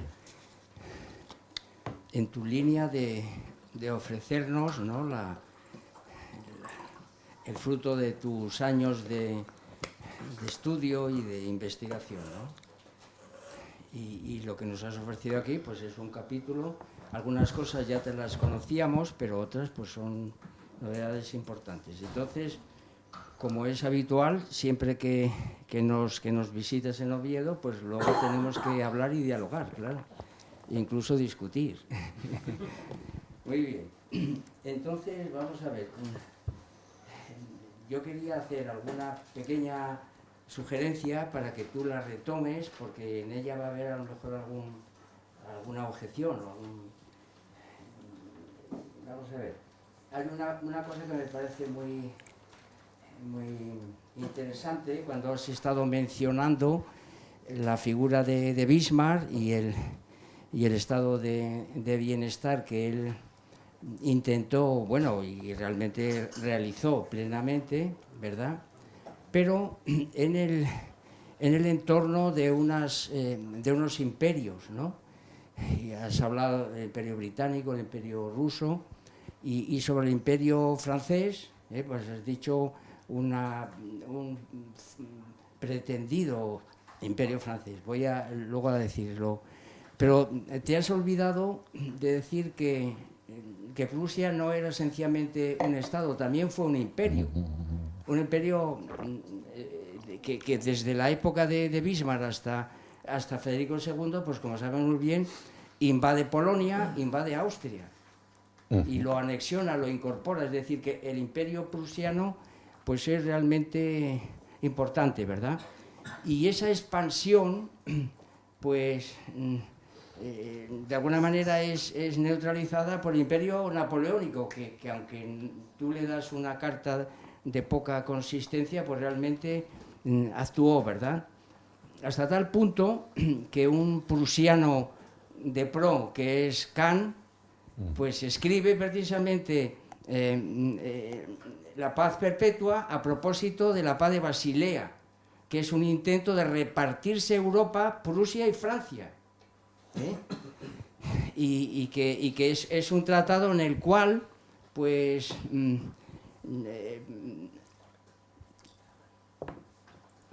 anote, sí. Bueno, en el cual franceses y prusianos pues vienen a concluir en lo siguiente, ¿verdad? A partir de ahora, a partir de estos enfrentamientos, pues nos vamos a repartir Europa, del Rin para arriba, para Prusia, con lo cual se le permitía seguir expansionándose hacia es decir, Polonia y Austria, y del Rin para abajo, pues para Francia, donde ya tenía los planes de España y Portugal, ¿no?, por su enfrentamiento al Imperio Británico. Es decir, dialéctica de imperios, pero que Prusia no está al margen de esta dialéctica de imperios, sino que es una... a partir de Bismarck, precisamente, es un... Y me ha parecido muy bien la calificación de derecha socialista para Bismarck. Esto, por supuesto, lo mantengo... Bueno, me parece acertadísimo. Entonces nada, esta puntualización para que tú la recojas y a ver si puedes añadir algo al respecto, ¿verdad? Bueno, y claro, aquí yo aprovecho pues para remarcar la hipocresía de Kant. Es decir, en paz perpetua después de que Prusia se ha expansionado. Es decir, no tiene en cuenta Kant, pues que a ver qué opinan los polacos o a ver qué opinan los austriacos, ¿verdad? Porque realmente, pues, no tiene que haber paz. ¿Por qué? Porque nos interesa Prusia, que estamos en auge, ¿verdad? Bueno, esta es la pequeña observación con respecto a este punto. Luego quisiera decir otro par de cosas sobre lo que dijiste a continuación. En cuanto al enfrentamiento entre Marx y Lasalle, me parece muy bien el texto que has sacado aquí a colación, crítica al programa de Gotha. Quería preguntarte lo siguiente, ¿verdad? Si realmente esa polémica sigue inserta, por supuesto, en el conflicto entre la dialéctica de clases y dialéctica de Estado. Porque Lasalle, claro, naturalmente es partidaria del imperio prusiano. Es decir, que Lasalle se da cuenta que la dialéctica de clases no tiene sentido para Prusia, claro. Porque tiene los pies en la tierra y entonces el Estado prusiano pues, se ha traspasado sus fronteras y se ha convertido en un imperio. Y en cierta medida lo que Marx le dice, hombre, me chafas mi teoría, porque si tú vienes a defender aquí el socialismo prusiano como independiente, pues entonces digamos la unión de todos los proletarios unidos, pues me lo echas por tierra, ¿verdad? Algo de esto. Es decir, leer la crítica al programa de Gotha con estas coordenadas. Bueno, después en relación al segundo asunto que has abordado, la dialéctica en relación a la sociedad del bienestar, ¿verdad? Cuando Churchill pierde las elecciones y las gana Adler, pues y tú le has atribuido al fabianismo inglés, es decir, a la socialdemocracia, bueno, eso, a los liberales ingleses, el patrimonio de las reformas sociales, pues yo querría, bueno, apuntarlo y a ver qué es lo que tomas tú. Sí, realmente ellos tomaron este asunto, pero las bases las puso Churchill. Esto es así de claro, ¿eh? Es decir, que de nuevo nos encontramos con la derecha socialista. Y no en vano, Franco tomó el modelo de Churchill para traerlo aquí a España. Es decir, que sí es verdad que la socialdemocracia y la cuestión social, pues bueno, sí, bien, pero que no se crean ellos que son los inventores de eso. Es la derecha socialista, el caso de Bismarck, el caso de Churchill, el caso de Franco. Esta es la otra cuestión que yo quería aquí apuntar. Otra cosa es que haya pues reformas, arreglos, adornos, incluso guindas por parte de la socialdemocracia, que suponen, por supuesto, un incremento del paro, porque hay más gasto, esto lo hemos tratado aquí, ¿verdad? Y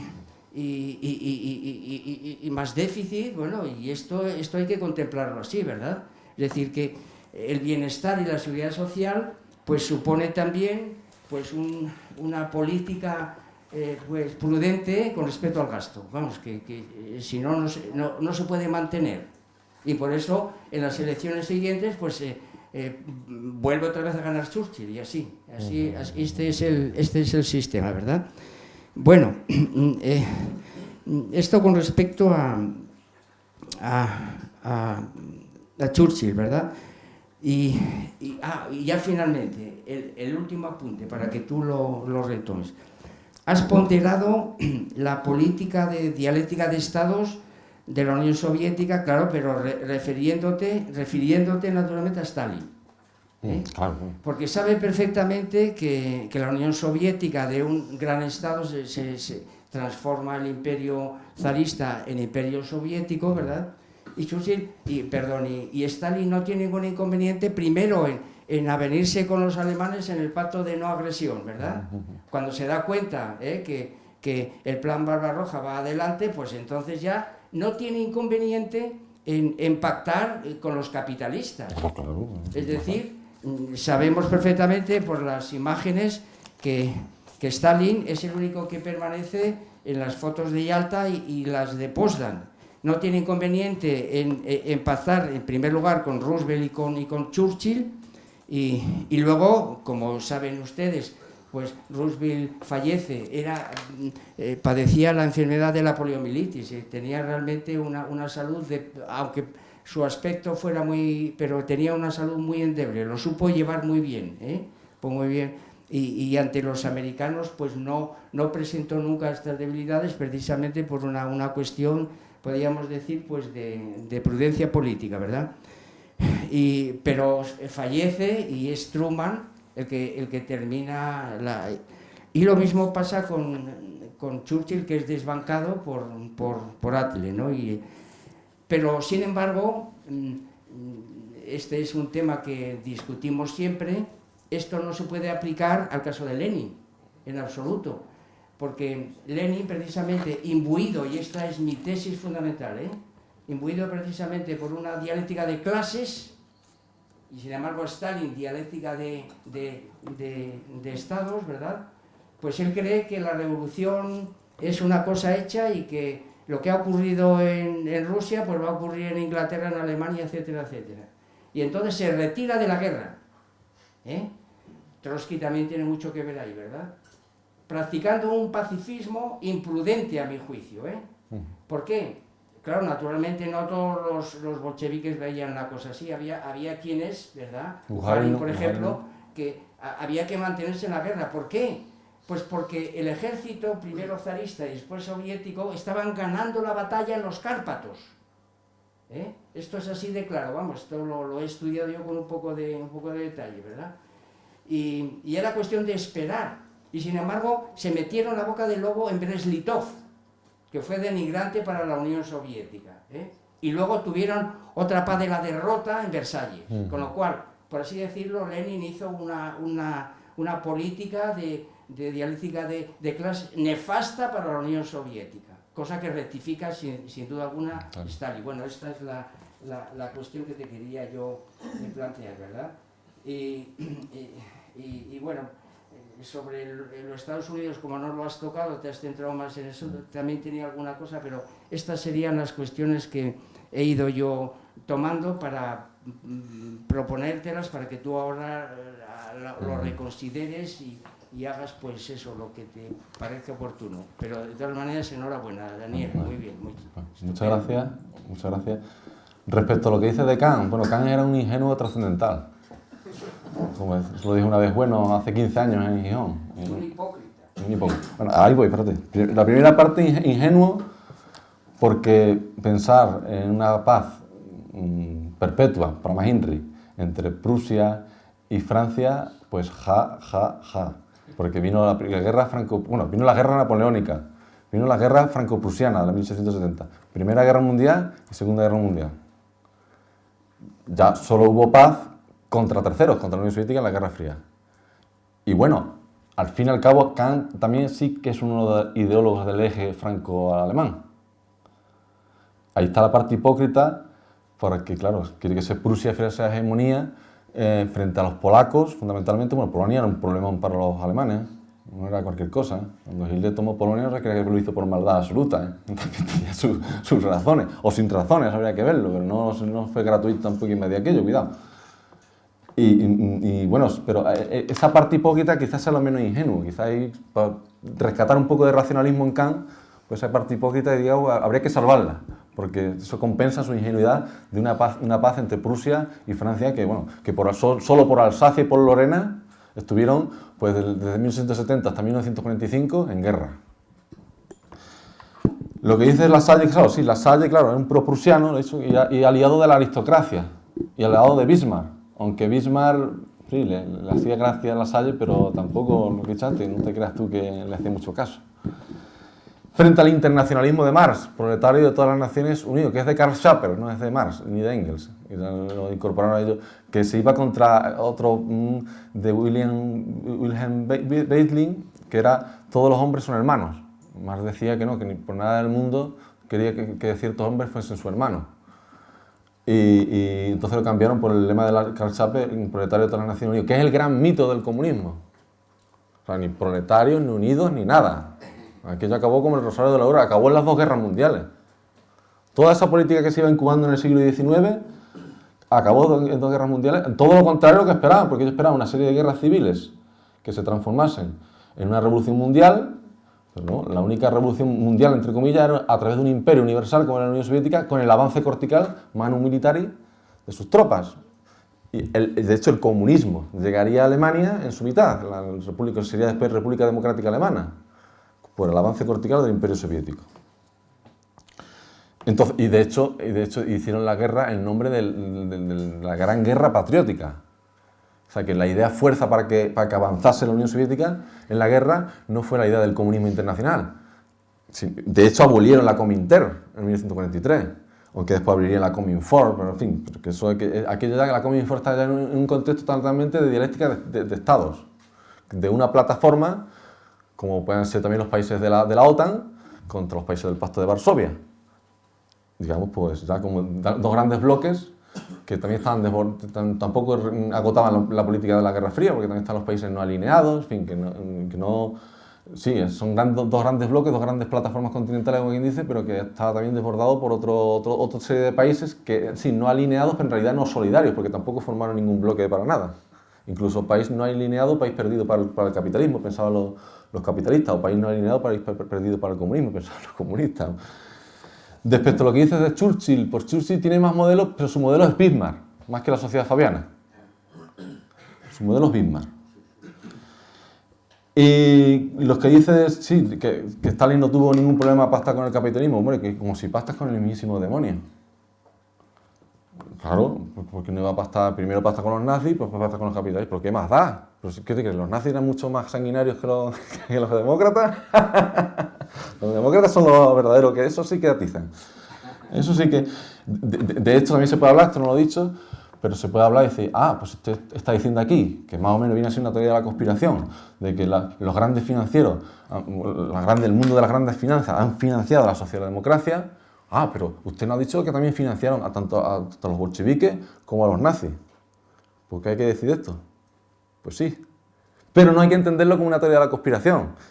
Lenin, por ejemplo, cuando dice la NEP, el mercado se abrió, se internacionalizó de alguna manera, el poder federativo, vamos. Entonces, tendrían que industrializar el país. ¿Rusia de su seno sacó toda esa industria? No. Muchos financieros de Wall Street y de la City invirtieron allí. No porque estéis allí conspirando, todos cogiendo de una mano en una mesa redonda, en una bola de cristal y dicen, vamos a hacer la Segunda Guerra Mundial, primero vamos a hacer la Revolución Rusa, vamos a hacer un sistema comunista porque es el paso previo para un gobierno mundial. También vamos a financiar a los nazis y vamos a hacer que haya una guerra para que muera mucha gente. Esas teorías funcionan por ahí. No, eso hay que entenderlo no en un sentido metamérico, sino en un sentido diamérico. De cualquier financiero, eso hay un libro de un tal Anthony Sutton de los años 70 que se llama Los bolcheviques y Wall Street. Y también hay otro de un tal Gary Allen que se llama nadie se atreve a llamarlo conspiración. Pero es que no es una conspiración. En el sentido de que vamos, desde Wall Street de las finanzas, vamos a fundar el comunismo en Rusia y el nacionalismo en Alemania. No, son particulares, de América, a través de las partes, particulares que quieren abrir un mercado porque quieren ganarse el mercado de Rusia. Y con la NEP, Lenin lo liberó. Entonces tendrían que invertir allí simplemente por lucro. Más bien una cuestión de fines operantes. Ya los fines operis, pues sí, se industrializó la URSS, etcétera, etcétera.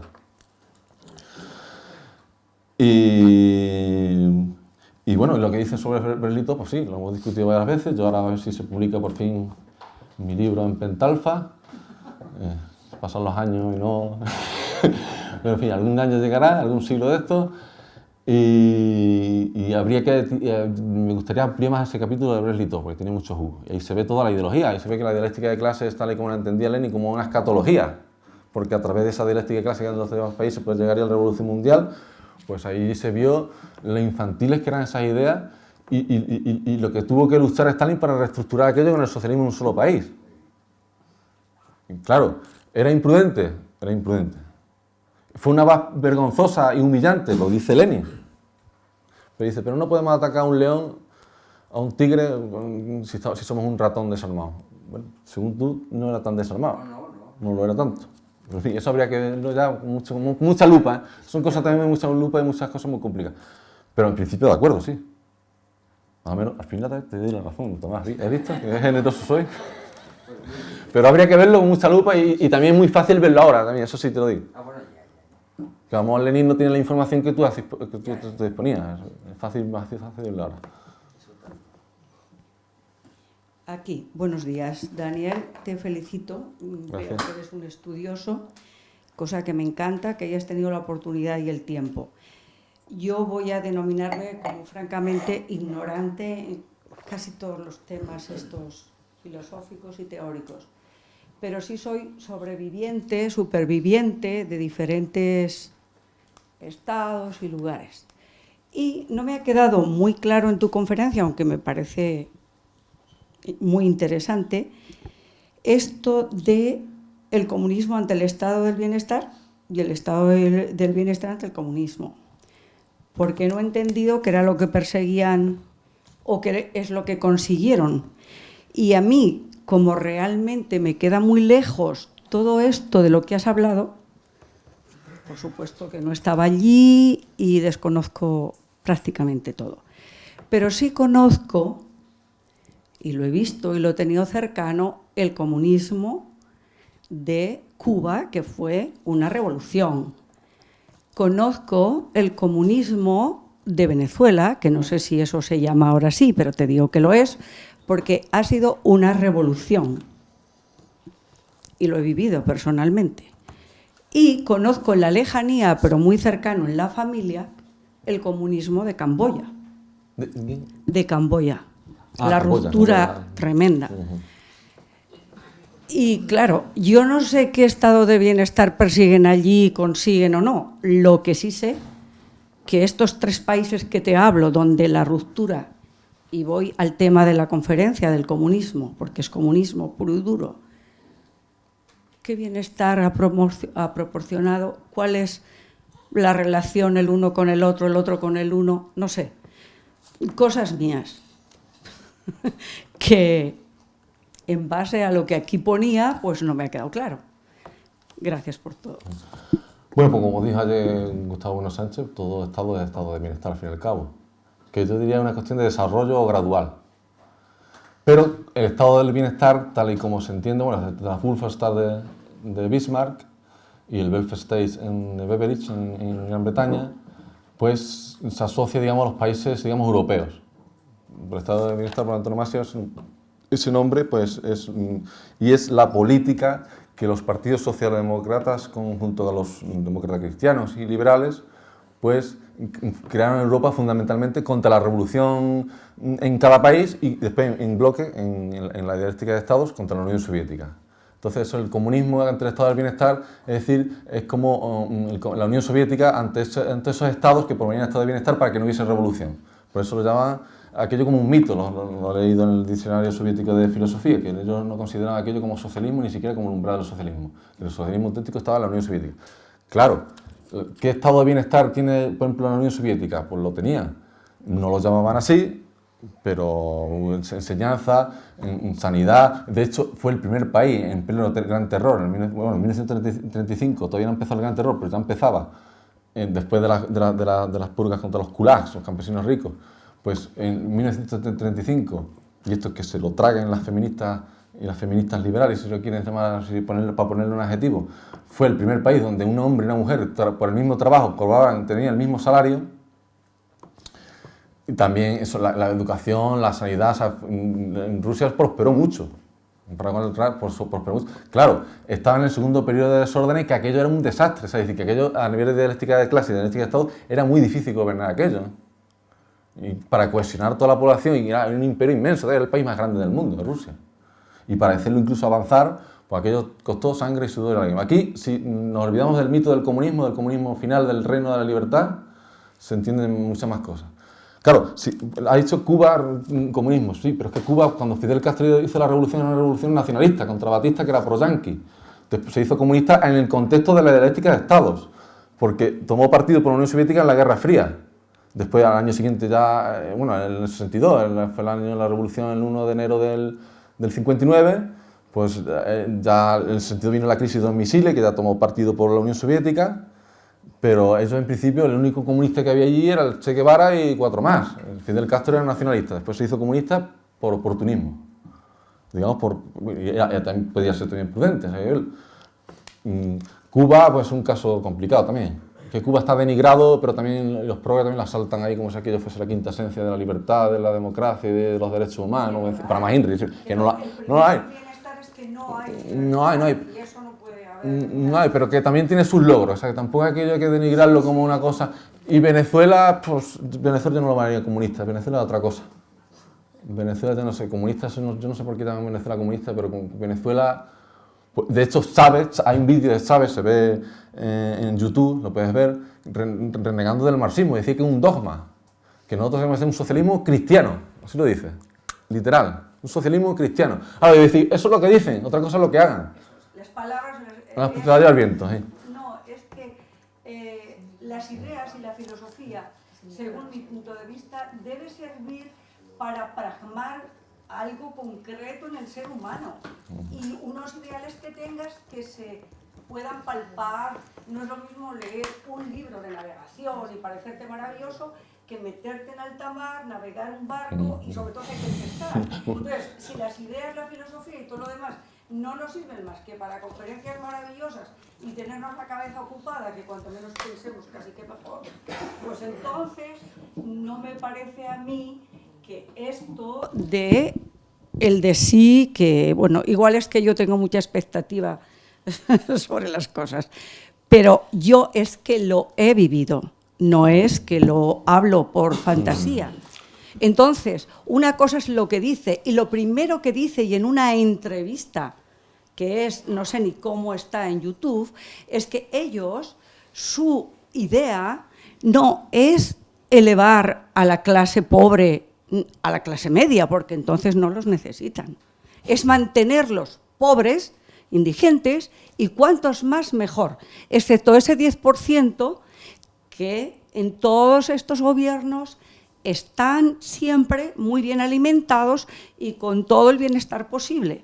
Porque yo estuve en Rumanía y estuve en países satélites cuando la URSS, cuando todavía existía la URSS, y yo iba a buenos hoteles donde estaba toda la cúpula de los dirigentes, pero había que ver a un ingeniero en un tren que había estado en Afganistán comiéndose el chorizo que nosotros le dábamos porque no tenían, estaba racionado el pan.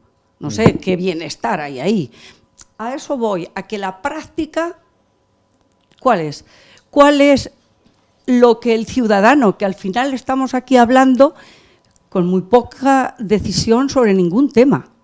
Porque ayer, claro, a ver qué podemos decidir sobre, aunque a ti no te toque, ¿no? ¿Qué puedo decir yo? Voto, y luego no se ponen ni de acuerdo. En fin, esa es otra cuestión. Pero a lo que voy, yo creo que las ideas, la filosofía son para que el ser humano, a través de ese pensamiento que suscita sentimientos, vaya a la práctica y los ponga en ello, ¿no? La vida es un caminar. Pues nos quedamos por aquí, pues escribimos libros y nos vamos estupendamente por ahí. Gracias, y perdonarme. No, una cosa es predicar y otra es predicar otra cosa es vivirlo allí. Y vivir la situación que se vive. Sí, pero que lo de Venezuela yo diría una cosa ajena, es otra cosa, o muy diferente. Aunque ellos ponen la iconografía, en todo lo que quieran, la retórica, en todo lo que ellos digan, bueno, incluso retórica, de hecho, que hasta decía socialismo cristiano. Tiene una tradición diferente a lo que fue la Unión Soviética y los países del este, incluso muy diferente a China y a Laos, Camboya y Vietnam, y todo, que es otra realidad. Tiene más que ver con, pues, yo qué sé, o puede ser una socialdemocracia, si se quiere también. Pues el partido de Chávez me parece que será el Partido Socialista de Venezuela, ¿no? Se llama así. Oportunistas todos. Sí, no, y va claro, ¿no? Y se suman, como tú has dicho antes, de uno de ellos. Que Y aquello es un desastre, evidentemente. además, ¿no? calienta el sol. Sí, sí, sí. Y punto. Gracias. Gracias.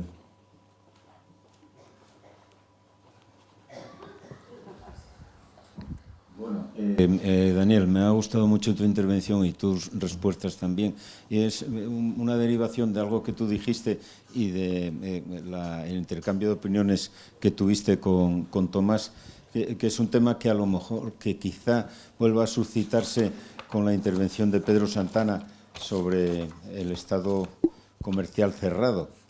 Es el tema de eso, der Cáteder Socialismus, que es la ideología económica de Bismarck.